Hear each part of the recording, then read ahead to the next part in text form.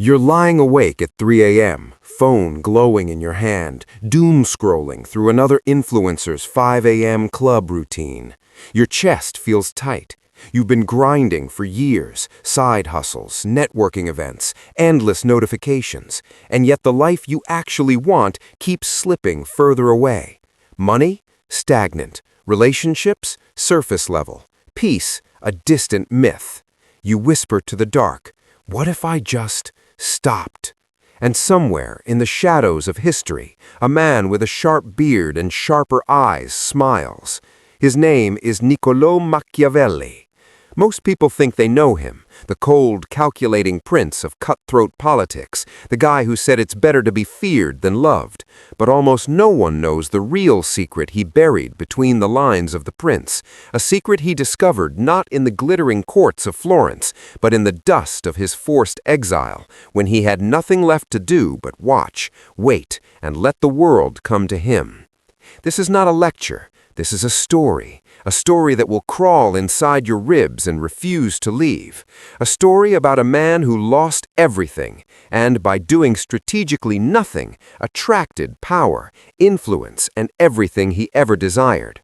By the time we reach the end, you will never look at hustle culture the same way again. You will feel the strange, electric pull of stillness, and you might, just might, find yourself smiling in the dark like Machiavelli did. Stay with me, because the moment you think you've figured it out is exactly when the real twist hits. Let's go back to 1513. Florence is a viper pit of silk robes, poison rings, and shifting alliances.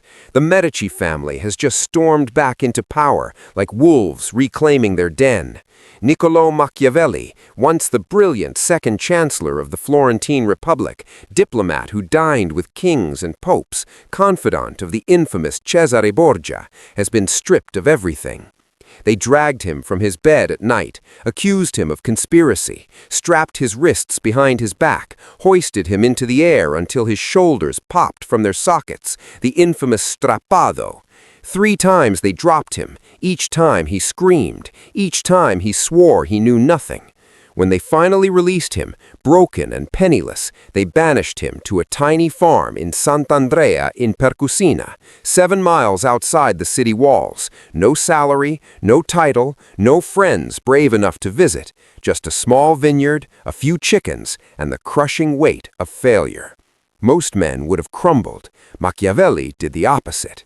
Every evening, after tending the vines with calloused hands that once signed treaties, he would change out of his dusty farmer's clothes.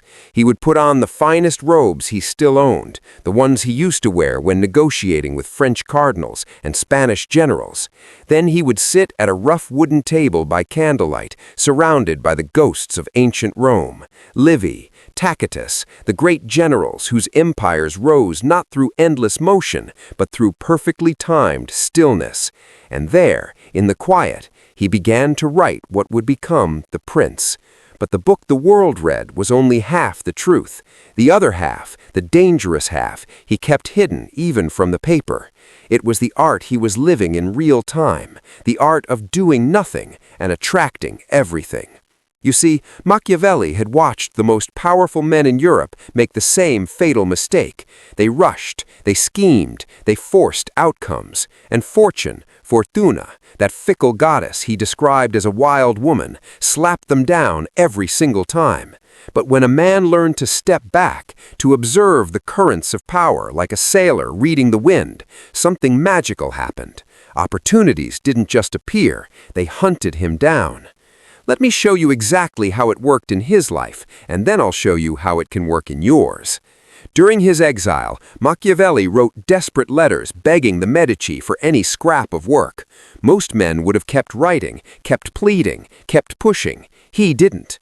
After a certain point, he stopped. He let the letters sit. He returned to his vines. He watched the seasons turn. He hosted small gatherings of local farmers and told them bawdy jokes until they roared with laughter. He became still, and the world noticed. One day, a messenger arrived from Florence, not with a job, but with an invitation. The Medici had heard rumors of this quiet, broken man who no longer begged. They were intrigued. Why had he stopped chasing? What did he know that they didn't? That curiosity was the first thread. He didn't lunge for it. He waited. He sent back a polite, almost indifferent reply, and the invitations kept coming. Soon he was dining with the very men who had tortured him. They wanted his mind. They wanted the secrets he had gathered in stillness. He had done nothing, and everything came to him. Now I know what you're thinking. That's just luck. That's history. It could never work today. Hold on, because I'm about to introduce you to Alex Rivera. Alex is you 5 years from now, or maybe he's you right now. 32-year-old burned-out marketing director in a mid-sized tech firm. He used to be the guy who answered emails at midnight, volunteered for every project, networked like his life depended on it. Promotions? Always next quarter. Salary? Stuck. Respect? Surface level. His girlfriend left 6 months ago because, in her words, you're married to the grind, not to me. One rainy Tuesday, Alex stumbles into a dusty used bookstore during lunch. He's not looking for philosophy. He's looking for anything to distract him from the knot in his stomach. His hand brushes a worn leather volume that practically falls into his lap. No title on the spine. Inside, handwritten notes in faded ink. The first page reads, Il Principe, private copy, 1513. He almost laughs. Machiavelli? The villain from every business podcast? But something makes him buy it for $10. That night, instead of scrolling LinkedIn, Alex opens the book, and the first line that jumps out at him is this: If to one who conducts himself with caution and patience, time and circumstances are propitious, his administration will be successful, and his fortune will be made. Alex stares at the words until they blur. Patience? He had spent his entire adult life treating patience like a dirty word. He keeps reading, deeper, darker. Machiavelli isn't preaching laziness, he's preaching strategic nothing, the kind of nothing that lets the river of events flow towards you, instead of you thrashing upstream like a drowning man. Alex decides, half as a joke, half as a desperate last resort, to test it for 30 days. No more 7 a.m. hustle podcasts, no more volunteering for extra work, no more chasing clients on weekends. He shows up, does his job well, then stops. He observes. He listens in meetings without jumping in to add value. He lets emails sit for a full day before replying. The first week feels like withdrawal. His boss asks, "Everything okay?" Alex smiles and says, "Never better." Inside, he's panicking. But then something strange happens. A junior colleague who always got overlooked starts bringing Alex coffee and asking for advice. Why? Because Alex is suddenly the calm person in the room, the one who isn't frantically spinning plates. People start coming to him. By week 3, the CEO, yes, the actual CEO, pulls Alex aside after a strategy meeting. "You know, Rivera, you've got this presence lately, like you see the whole board instead of just your corner of it. I want you on the new acquisition team. Lead it." Alex almost drops his laptop. He had done nothing extra, and the promotion he had chased for 2 years landed in his lap like a gift from the gods. That night, Alex flips back to the book and finds another line Machiavelli wrote in the margins of his private copy. Men achieve glory and riches by various methods, one with caution, another with haste, and each one succeeds in reaching the goal by a different method. Alex laughs out loud for the first time in months. He's living proof. But Machiavelli's story goes deeper than one promotion. Let's go back to Renaissance Italy, because the real masterclass is in how he turned his own ruin into an empire of influence. While Alex was testing the waters in a cubicle, Machiavelli was playing the same game on a much bloodier chessboard. Cesare Borgia, the man Machiavelli called the perfect prince, had shown him the dark side of constant motion. Borgia conquered cities with lightning speed, but when he pushed too hard, too fast, his alliances crumbled. Enemies smelled desperation. Fortune turned her back. Machiavelli, rotting in exile, saw the opposite path. He began to cultivate what he called the fox's patience. A fox doesn't chase every rabbit. It waits in the tall grass until the rabbit hops right into its jars. He stopped sending desperate letters. Instead, he wrote a single, masterful letter to Francesco Vettori, his old friend in Rome. In it, he described his quiet life, not begging, but painting a picture of a man at peace with himself, full of dangerous knowledge. He signed it casually, as if it were an afterthought. That letter circulated through the right hands. Suddenly, the Medici court was whispering about the wise exile in the hills. Invitations arrived, not as charity, but as requests for counsel. Machiavelli would arrive, listen more than he spoke, drop one perfectly timed insight, then leave. He never asked for anything, and because he never asked, they offered more. A small diplomatic mission here, an advisory role there. By 1519, he was back in the inner circle, shaping policy without ever appearing desperate. He had attracted power by refusing to chase it. Now imagine applying this to your own life. Let's talk about money.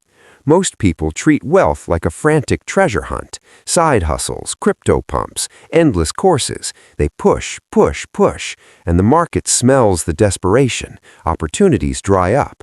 But the Machiavellian way, you become the still pond that reflects every possibility. Take Sarah Chen, a freelance graphic designer I know who read the same book. She was drowning in client work, underpaid, overworked. One day, she decided to experiment. She raised her rates 40% and stopped posting on social media. No more availability stories, no more DMs begging for gigs.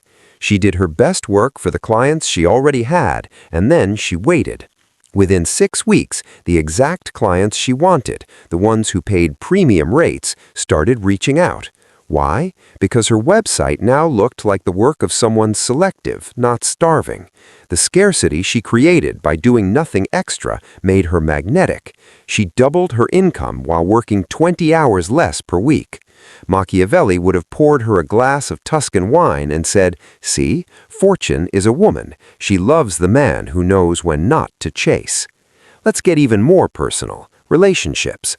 How many of you have chased someone, texting first, planning every date, trying to be everything they might want? And how many times did it push them away? Machiavelli understood human nature better than any modern dating coach. People are drawn to mystery, to presence, to the person who seems complete without them. He didn't chase the Medici. He became interesting in his stillness. Try this. The next time you feel the urge to double text or prove your worth, do nothing. Hold the silence. Let the other person feel the space you occupy. Watch what rushes in to fill it. I've seen it work in marriages on the brink.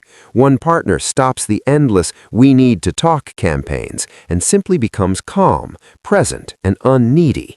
Suddenly, the other partner starts initiating conversations they had been avoiding for years. Attraction returns not through force, but through the vacuum of strategic nothing. Now here's where the story gets dangerous, because doing nothing is not the same as being lazy. Machiavelli would laugh at the couch potato who calls his Netflix binge Machiavellian philosophy.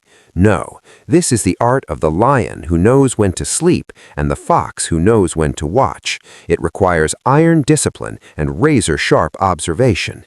You must see the currents others miss. Machiavelli spent his exile studying history the way a jeweler studies diamonds, turning each event over and over until he saw the hidden facets. He noticed that the greatest empires weren't built by men who never stopped moving. They were built by men who knew exactly when to pause. Take the Roman general Fabius Maximus, the delayer. While Hannibal ravaged Italy, everyone screamed for immediate battle. Fabius did nothing. He shadowed Hannibal's army, refused open combat, let the enemy exhaust itself. Rome called him a coward. History calls him the man who saved the Republic. Machiavelli wrote about him with something close to reverence, because Fabius understood. Sometimes the most powerful move is to deny the enemy the fight they crave. In your life, that might look like refusing to answer a toxic boss's email until the next day, calmly, perfectly. It might look like not jumping into a market trend everyone is chasing until the hype dies and the real value appears. It might look like sitting quietly in a negotiation while the other side talks themselves into a worse deal. Silence becomes your sharpest weapon. But here's the twist that keeps people hooked until the very end. Machiavelli didn't just wait forever. He waited strategically, and when the moment came, the exact perfect moment, he struck like lightning. That is the full art. Doing nothing until the instant when doing something becomes unstoppable. Alex from earlier, after leading that acquisition team, he didn't coast. He waited again, watched the company politics, identified the exact fracture point where a rival department was about to implode. Then, in one calm 15-minute presentation, he laid out the solution no one else could see. Promotion to VP, stock options, the corner office, all because he had spent months appearing to do nothing. Machiavelli did the same when the Medici finally fell again. He didn't panic, he waited, and when the Republic briefly returned, they remembered the quiet man in the hills who never betrayed them even when it would have been easy. He died in 1527, still writing, still observing, but by then his influence had spread like invisible ink across Europe. Kings quoted him in secret, generals studied him in the dark, and The Prince, that slim volume born in exile, became the most dangerous book ever written, because it revealed the ultimate truth. The world rewards the desperate with scraps and the still with kingdoms. So where does that leave you? Right now, as you listen to this, your heart is probably racing with a strange mix of excitement and fear. That's good. That means you feel it. The art isn't complicated. It's brutally simple. Stop broadcasting your hunger. Master the art of the perfect pause. Observe until you see the hidden currents. Become so complete in yourself that the world feels the absence when you're not chasing it. And when fortune finally leans in close, strike once, decisively, without mercy. But words are cheap. The real test is tonight. When you finish this video, put your phone down. Don't open another tab. Don't journal a single action step. Just sit with the silence for 10 full minutes. Feel the discomfort. Feel the urge to do something. And then do nothing. Tomorrow, when the world tries to pull you back into the frenzy, remember Machiavelli in his dusty robes, smiling at the candle flame. He lost everything, and by doing nothing, he attracted the entire world. You can do the same. The choice isn't between hustle and laziness. The choice is between frantic motion that repels success and strategic stillness that makes success chase you. So tell me in the comments, what's the one area of your life where you're going to practice the art of doing nothing this week? And if this story lit a fire in you, share it with someone who needs to hear it, because the more people who master this, the more the world changes. Machiavelli never asked to be remembered as a saint. He asked to be remembered as the man who told the truth about power. And the truth is this: sometimes the most powerful thing you can do is nothing at all, until the moment everything changes. I'll see you in that moment.